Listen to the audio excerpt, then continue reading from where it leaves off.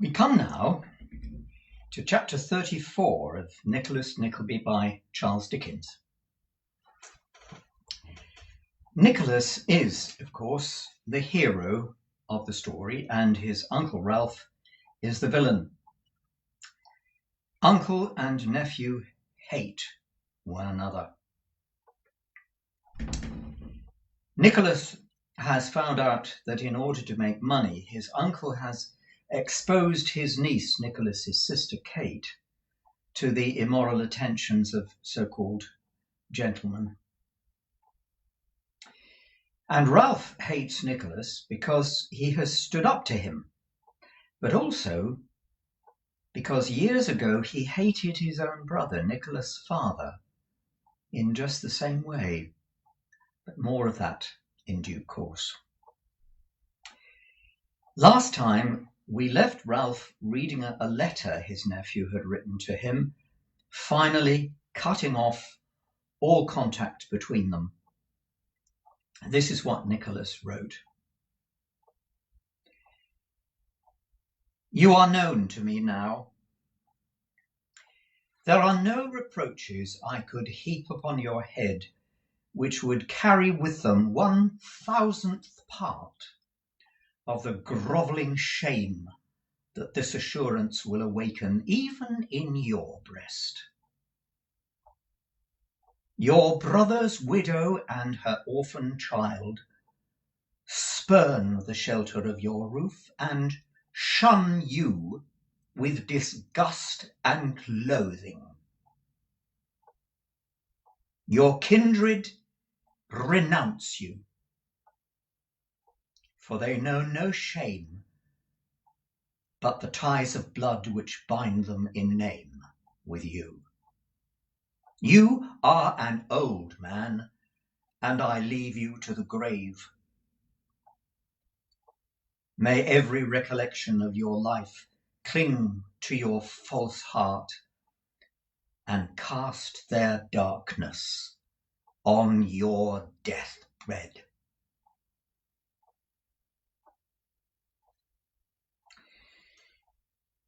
Well, in the chapter I'm about to read, chapter 34, we hear how Ralph Nickleby meets three characters we've already heard about: Madam and Mr. Mantalini and Wackford Squeers, the schoolmaster from the notorious Doothboys Hall in Yorkshire. You will remember that Ralph is a moneylender, and Mr. Mantalini is already heavily in debt to him. Now, Mr. Mantalini has stolen 2 bills from his wife's desk. In other words, bills arriving after the provision of millinery and hats to Madame Mantalini's customers, amounting to £75. He wants to exchange these for ready money. They should, of course, be paid to his wife. They belong to his wife. But he is offering them to Ralph, and Ralph has agreed to give him £50 and keep the bills, so that when they are paid, he will get the full £75, thus making a profit of £25.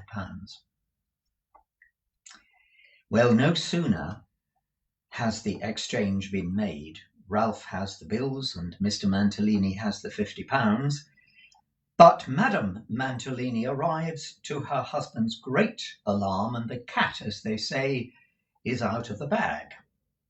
She knows that her husband has stolen the bills and brought them to Ralph in exchange for money, and she has a plan to stop him spending too much in future.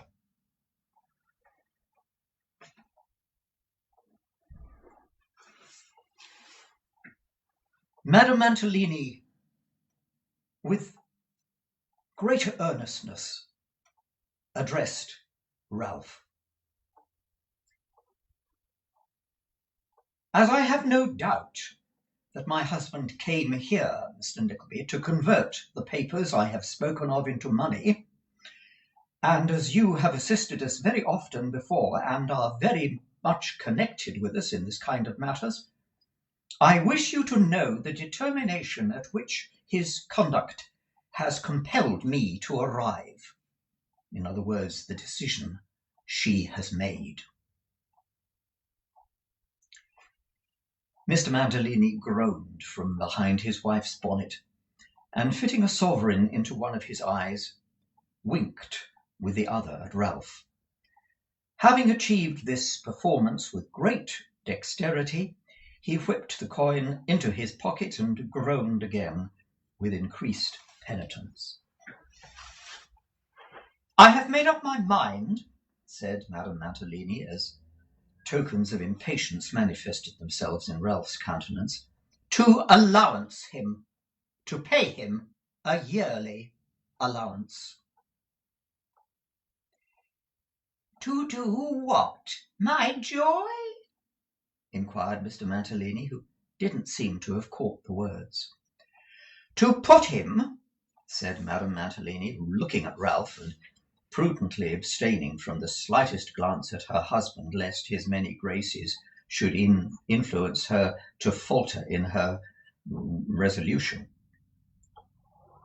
"To put him upon a fixed allowance.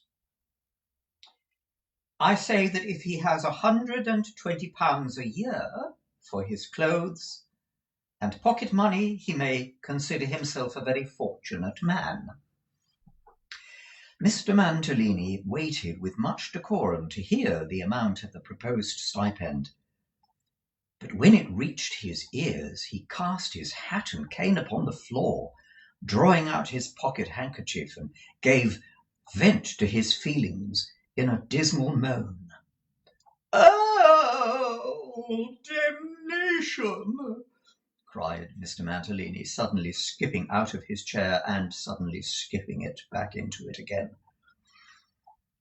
to the great discomposure of his lady's nerves. "But no, it is a damned horrid dream. It is not reality. No." Comforting himself with this assurance, Mr. Mantalini closed his eyes and waited patiently until such time as he should wake up. "It is a very judicious arrangement," observed Ralph with a sneer. "If your husband will keep it, ma'am, as no doubt he will." "Damn it!"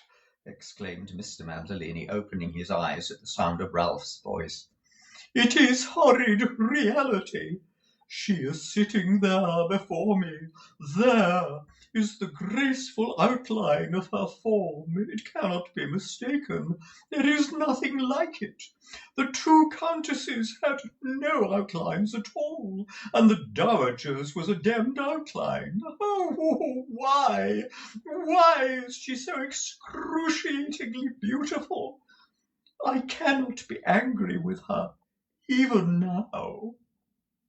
"You have brought it upon yourself, Alfred," returned Madame Mantalini, still reproachfully, but in a softened tone. "I am a damned villain," cried Mr. Mantalini, smiting himself on the head. "I will fill my pockets with change for a sovereign in halfpence, and drown myself in the Thames. But I will not be angry with her even then, for I will put a note in the twopenny post as I go along to tell where the body is. She will be a lovely widow. I shall be a body. Some handsome women will cry. She will laugh damnably." "Alfred, you cruel, cruel creature!" said Madame Mantalini, sobbing at the dreadful picture. "She calls me cruel, me who for her sake will become a damned, damp, moist, unpleasant body. Oh!" exclaimed Mr. Mantalini. "You know how it breaks my heart even to hear you talk of such a thing," replied Madame Mantalini. "Can I live to be mistrusted?"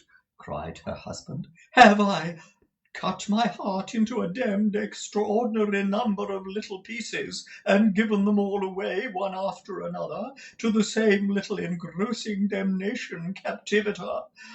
And can I live to be suspected by her? No.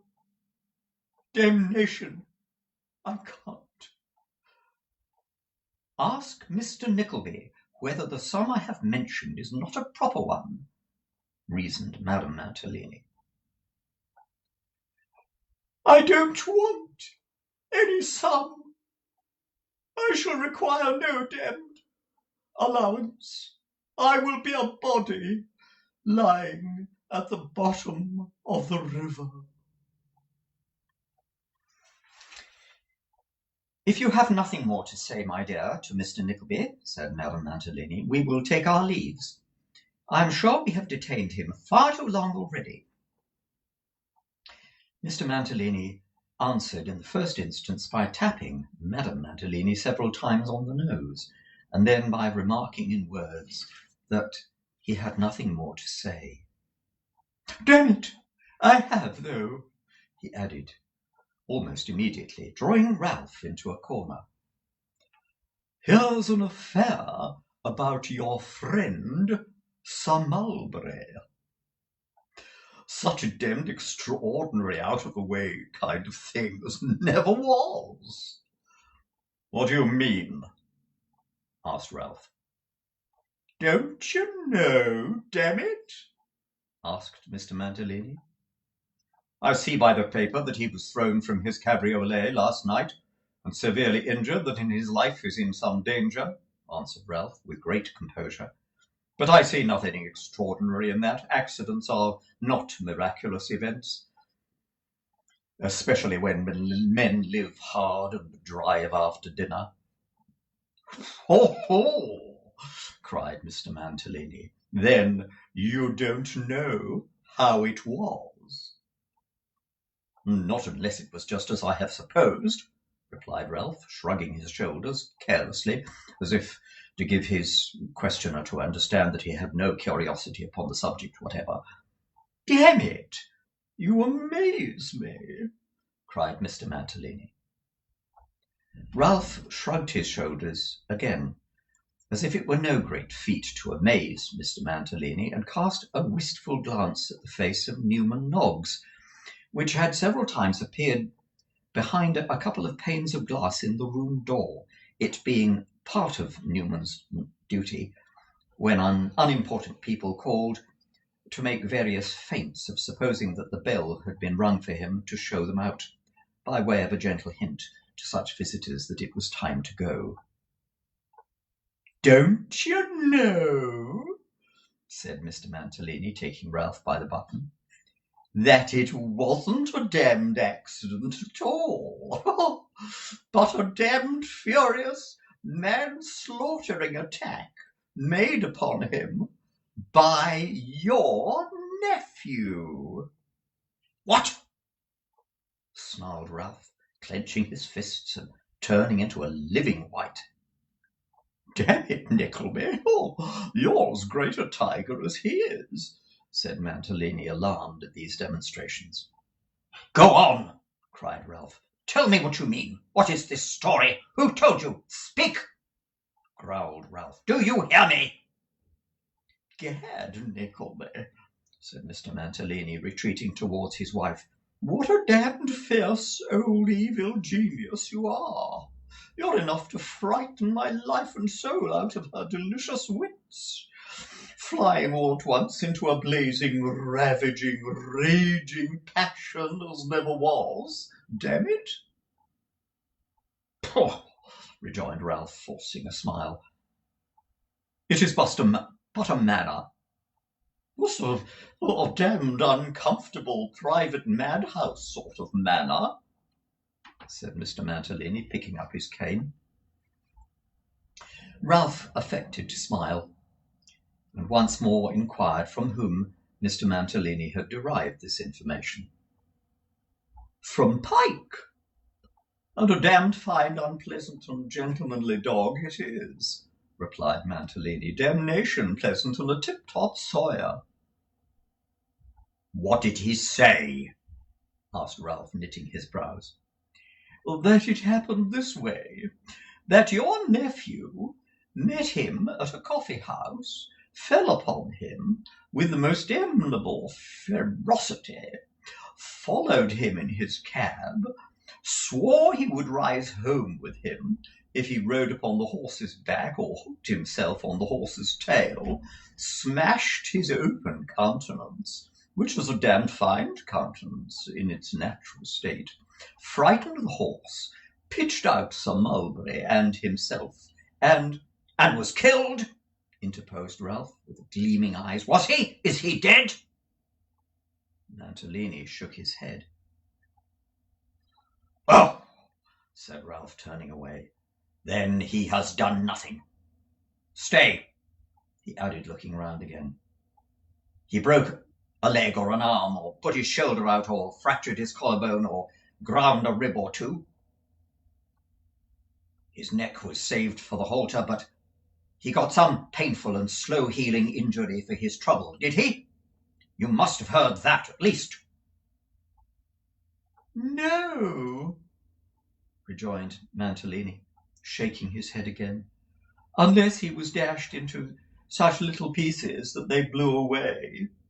He wasn't hurt at all, for he went off as quiet and comfortable as damnation," said Mr. Mantalini, rather at a loss for a simile.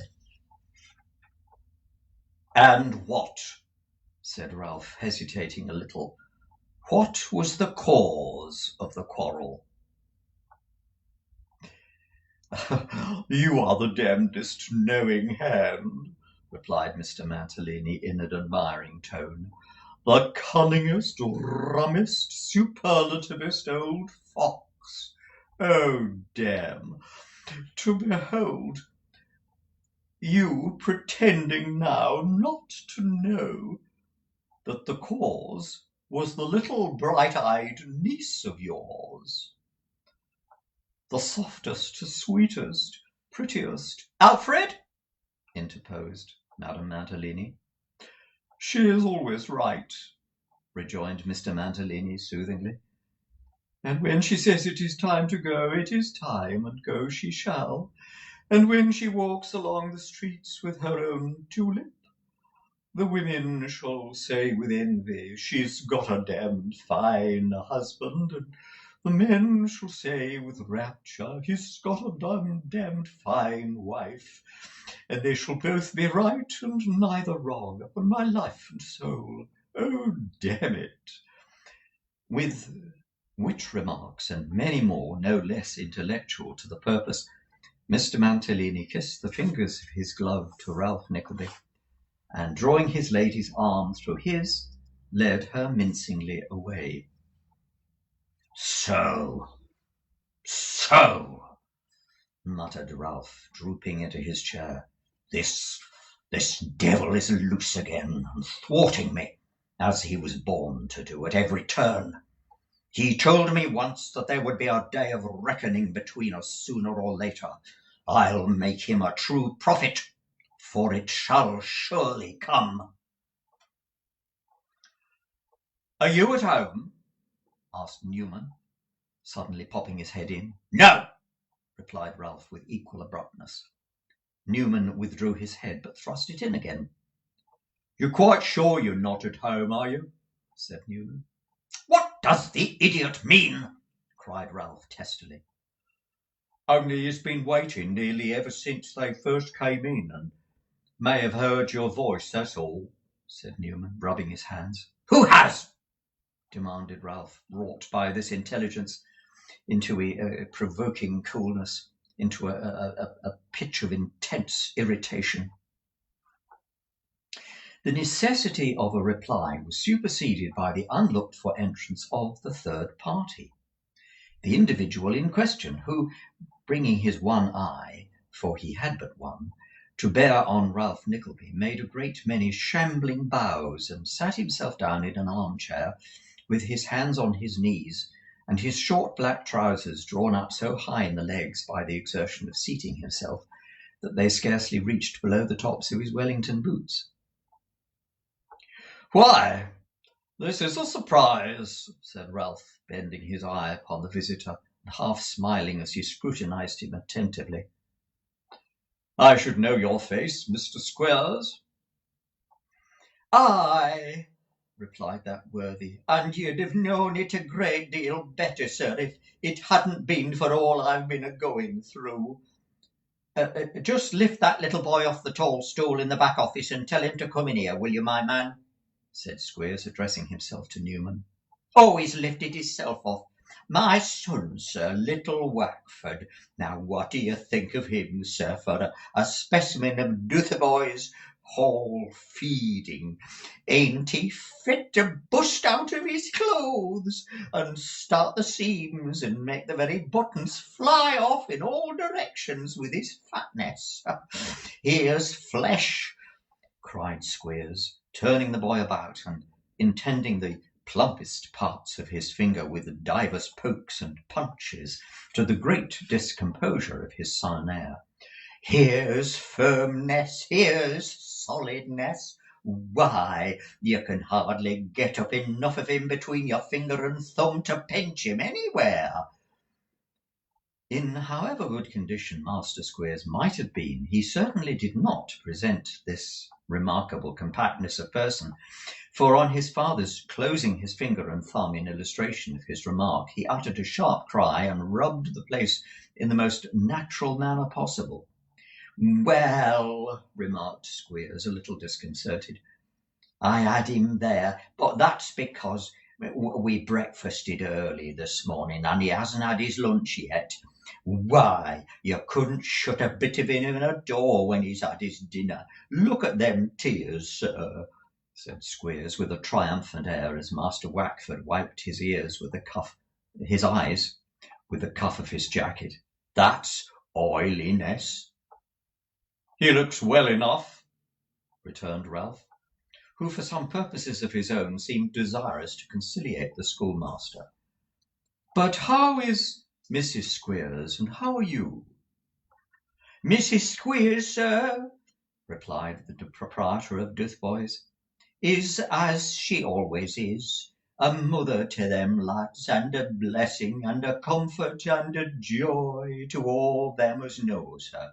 One of our boys, gorging hisself on victuals and then turning ill, that's their way, got an abscess on him last week, and to see how she operated on him with a penknife. Oh, law," said Squeers, heaving a sigh and nodding his head a great many times, "what a member of society that woman is."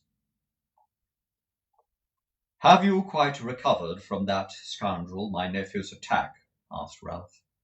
"Well, I've only just done it, if I have done it," replied Squeers.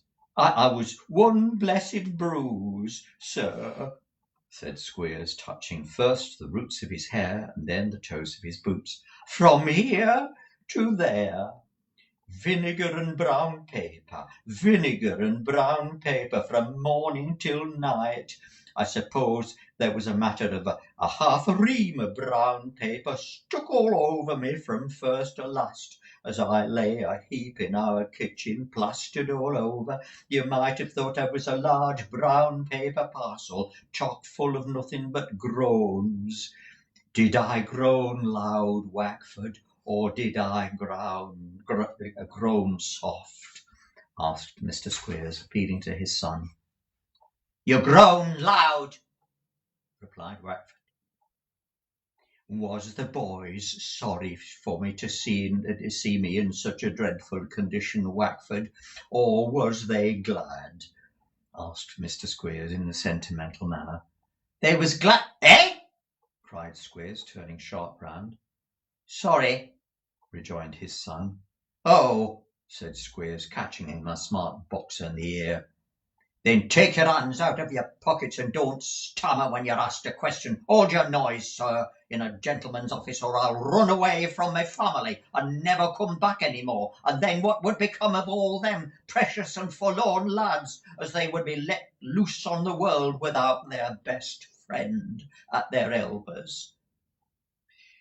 "Were you obliged to have medical attendance?" inquired Ralph. "Aye, was I," rejoined Squeers, "and a precious bill the medical attendant brought in too, but I paid it right enough." Ralph elevated his eyebrows in a manner which might well be expressive of either sympathy or astonishment, just as the beholder was pleased to take it. "Are you stopping at your old quarters?" "Yes, at the Saracens," replied Squeers, "and as it don't want very long to the end of the half year, we shall continue to stop there till I've collected the money and some new boys, I hope.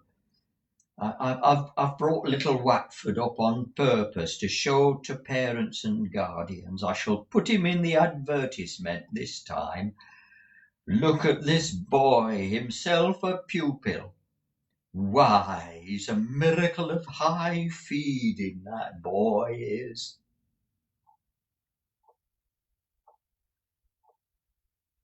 "I should like to have a word with you," said Ralph, who had both spoken and listened mechanically for some time, and seemed to be thinking.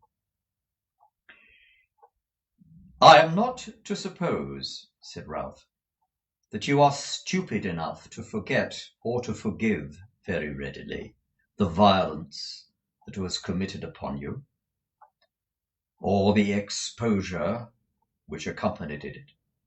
"Not a bit," replied Squeers tartly. "Or to lose an opportunity of repaying it with interest, if you should get one?" "Show me how, and try," rejoined Squeers. "Some such object it was that induced you to call on me," said Ralph, raising his eyes to the schoolmaster's face. No, I don't know that," replied Squeers. I thought that if it was in your power to make me, besides the trifle of money you sent, some compensation—" "Oh," cried Ralph, interrupting him, "you needn't go on." After a long pause, during which Ralph appeared absorbed in contemplation, he again broke the silence by saying, "Who is this boy that he took with him?" Squeers stated his name. "Was he old or young, healthy or sickly, tractable or rebellious?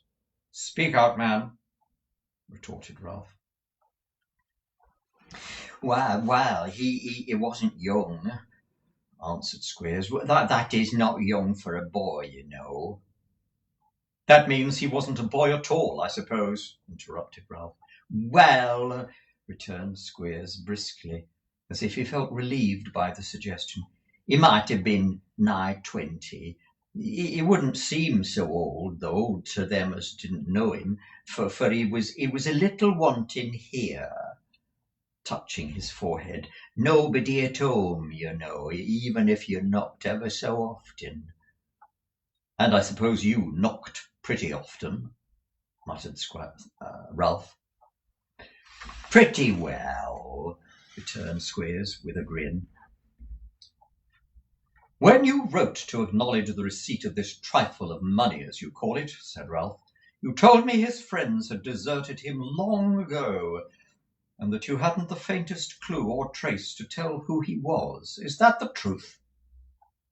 "It is, worse luck," replied Squeers, becoming more and more easy and familiar in his manner as Ralph pursued his inquiries with less reserve.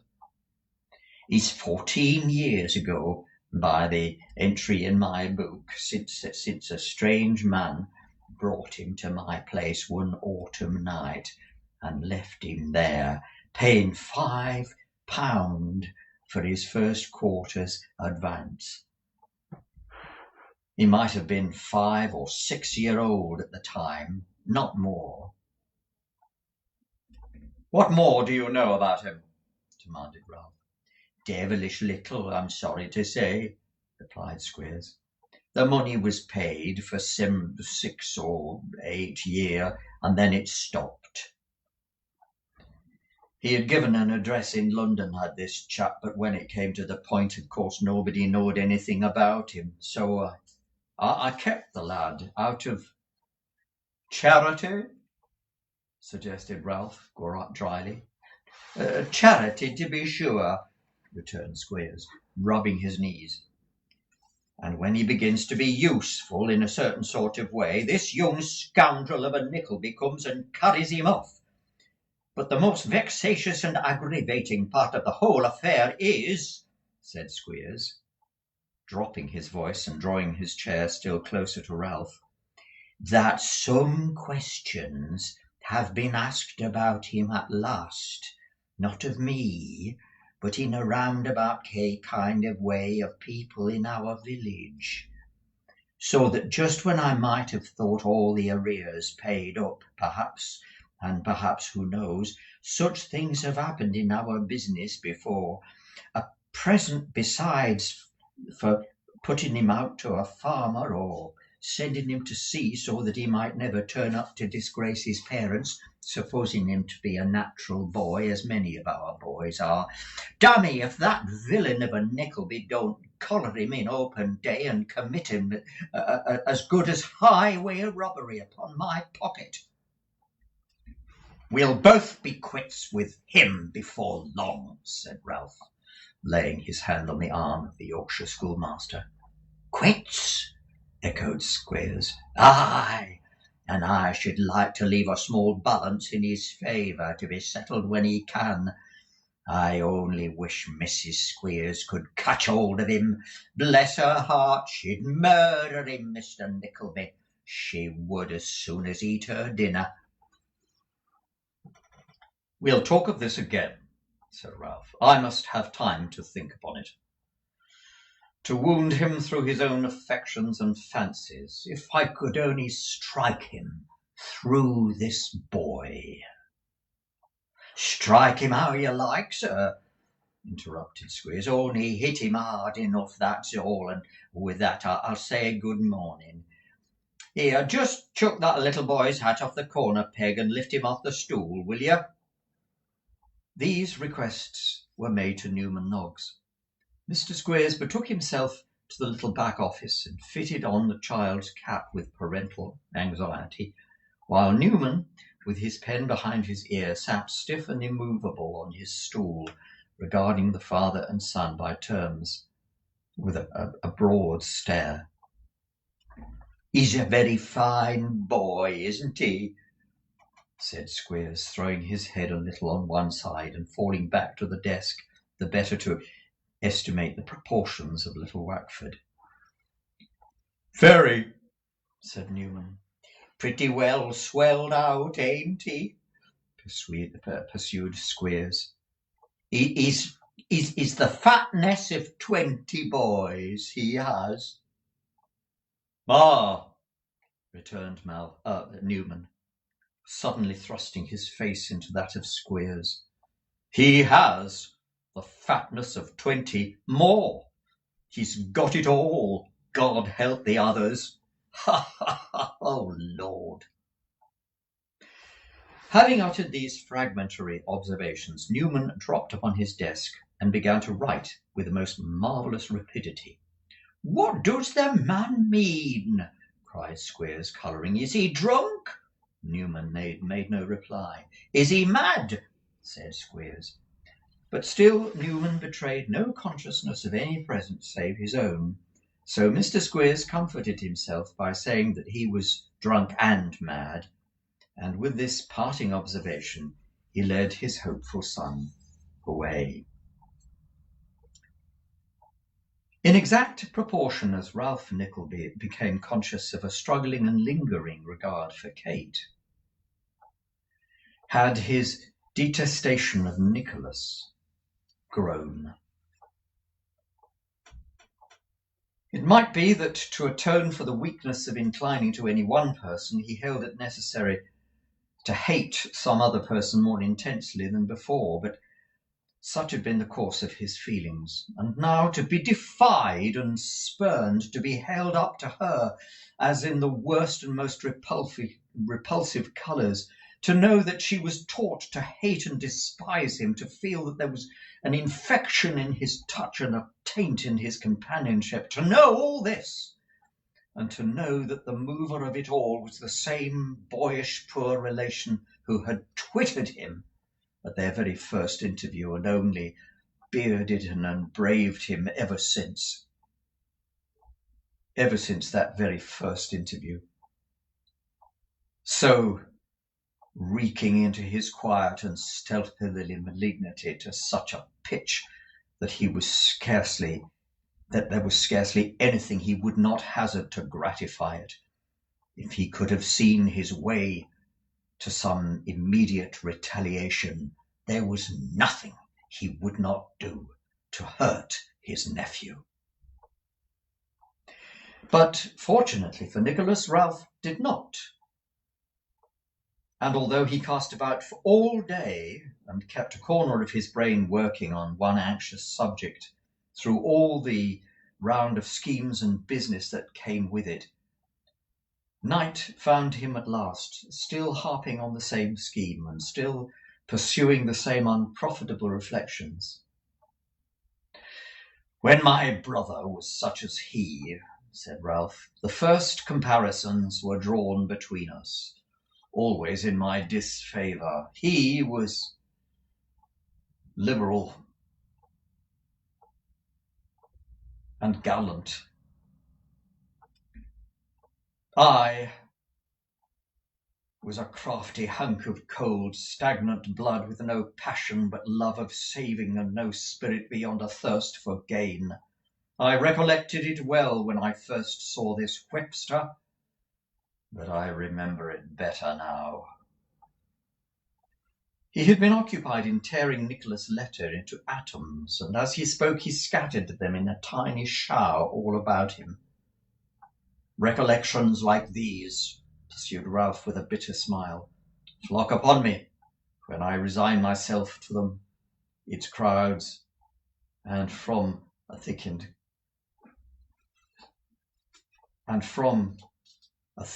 countenance."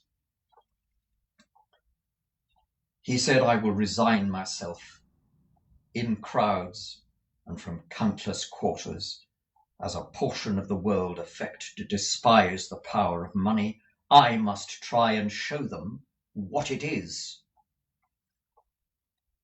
And being by this time in a pleasant frame of mind for slumber, Ralph Nickleby went to bed.